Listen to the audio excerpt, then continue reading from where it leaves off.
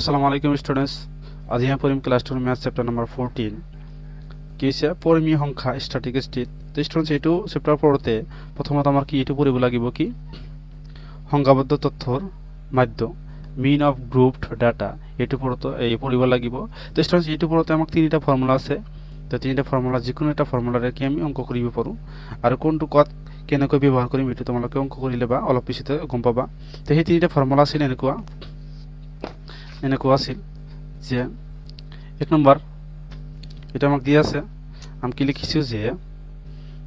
সংখ্যাবদ্ধ তথ্যৰ মাধ্য তিনিটা পদ্ধতি তল দিয়া ধৰণৰ। তো প্ৰথম নম্বৰ কি আছিল প্ৰত্যেক পদ্ধতি মানে ডাইরেক্ট মেথড কি মাধ্য আমি কি বুঝো x বার। তো x bar is equal to sigma fi xi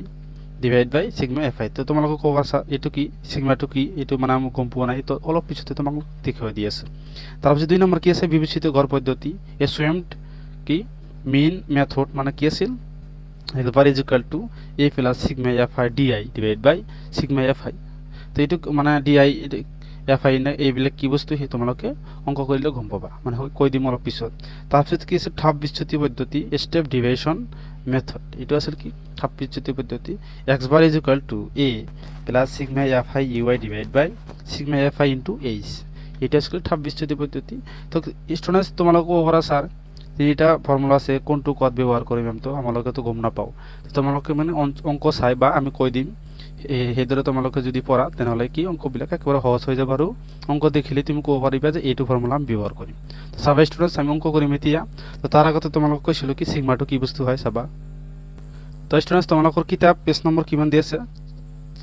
307 পেজত চাবা কি আছে। তো ইয়াৰ পৰা চাবা যে মনত পেলোৱা যে আমি সংক্ষেপে গ্ৰীক আখৰ এই আখৰটো কি গ্ৰীক আখৰ তি বৰফলা এক সিগমা বুলি কয়। বৰফলাৰ সিগমা অর্থাৎ সমষ্টি। সিগমা মানে আমি কি বুজিম যোগফল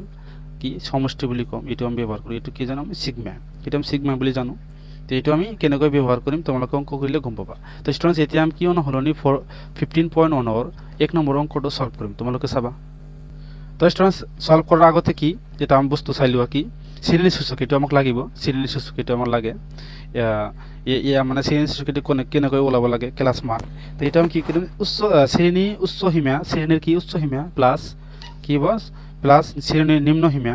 ডিভাইড বাই কিমান হ'ব 2 কি upper class limit plus lower class limit এইটো প্লাস কৰি আমি 2 ৰে ডিভাইড কৰিলাম কি শ্রেণী সূচকটো পাই যাম। এইটো আমাক কি অঙ্ক করতে লাগিব। তো চাবা স্টুডেন্টস। তো স্টুডেন্টস এইটো আছিল কি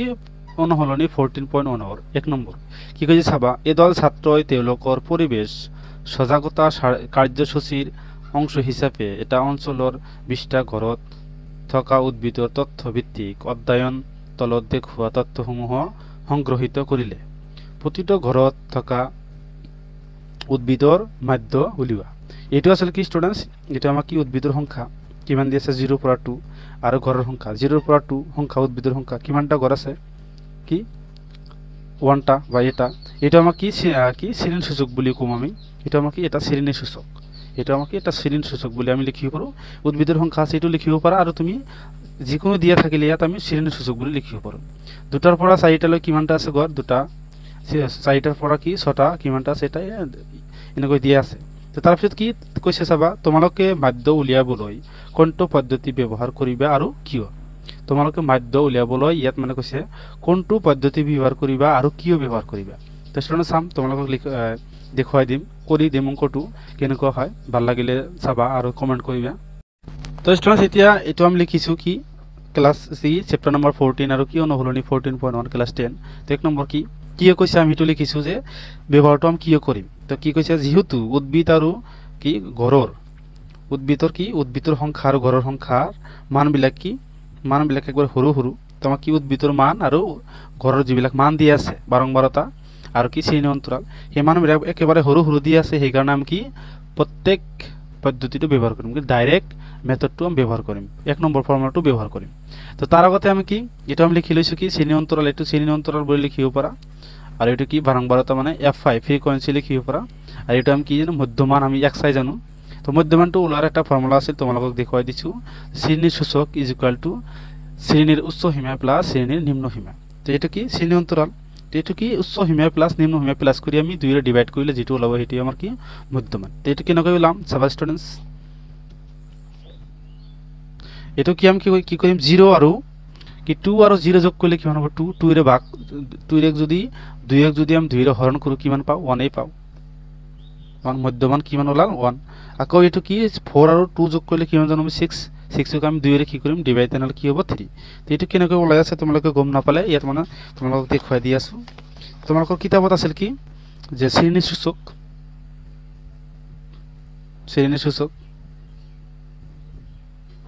is equal to কি আছিল শ্রেণীর উচ্চ সীমা প্লাস শ্রেণীর নিম্ন সীমা সেই শ্রেণীর কি উচ্চ সীমা কিমান আছে 2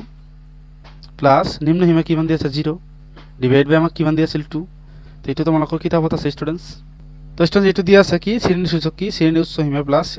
শ্রেণীর নিম্ন সীমা ডিভাইড বাই 2 এটো দি আছে আমাক তাহলে আমি এটো এতিয়া কি কৰিম শ্ৰেণীৰ উচ্চ সীমা কিমান দিছে 2 আৰু নিম্ন সীমা কিমান দিছে 0 এটোটা 2 আৰু 0 যোগ কৰিলাম কিমান জানো 2 2 ৰে 2 যা 2 কিমান যায় 1 তারপর কি 1 ওলাইছে 1 লিখিছো আমি মধ্যমান এটা আমি কি মধ্যমান হলাম এটা তুমি শ্রেণীর সূচক লিখিব পারা এটা তোমার ইচ্ছা মধ্যমান হবে আর শ্রেণীর সূচক হবে এটা আমি xi রে গম পাম তারপর কি আছে শ্রেণীর উচ্চ সীমা প্লাস নিম্ন সীমা মানে 4 প্লাস 2 ডিভাইড বাই কিমান আছে 2 ইজ ইকুয়াল টু 6 ডিভাইড বাই কিমান আছে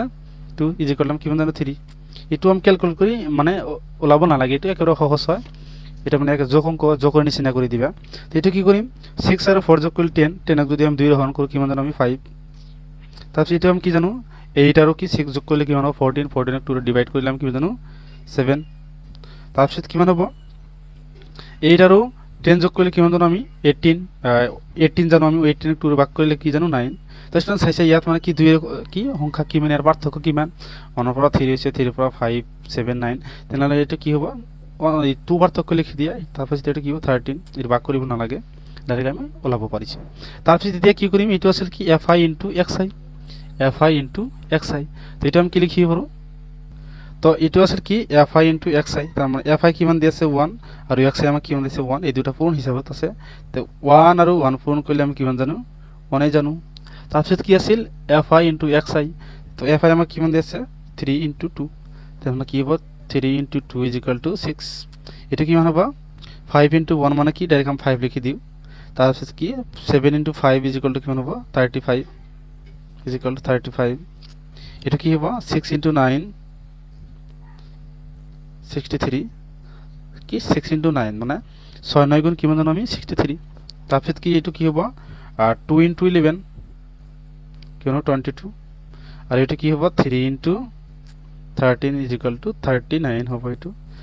এটা আসলে কি পূরণ করিছি আমি কি fi আর xi এটা আমি এটা কি লিখিম সবাই স্টুডেন্টস তো এটা আমার কি হবে fi সিগমা fi কিমান দি আছে এটা যোগ করে দিবা সিগমা মানে আমি কি জানো যোগফল যোগ করে দিয়া 1 আর 2 যোগ করলে কিমান জানো 3 3 4 9 6 15 17 17 আর 2 3 যোগ করলে কিমান জানো আমি 20 তো এই বারংবারতা মানে কি বারংবারতা জানো আমি এটা ফ্রিকোয়েন্সি যোগফল আমি কিমান হইছে 20 তাহলে এটা আমি এতিয়া যোগ করে দিম এটা আমি কি জানো সিগমা fi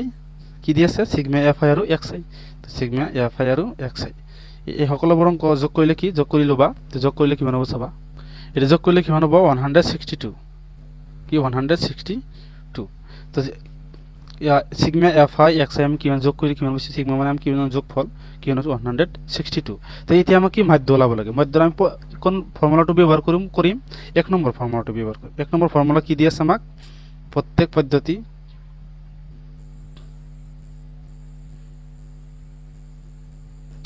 পদ্ধতি তো কি আছিল ডাইরেক্ট মেথড তো এটা আমার কি আছিল x bar is equal to sigma fi xi divide by sigma fi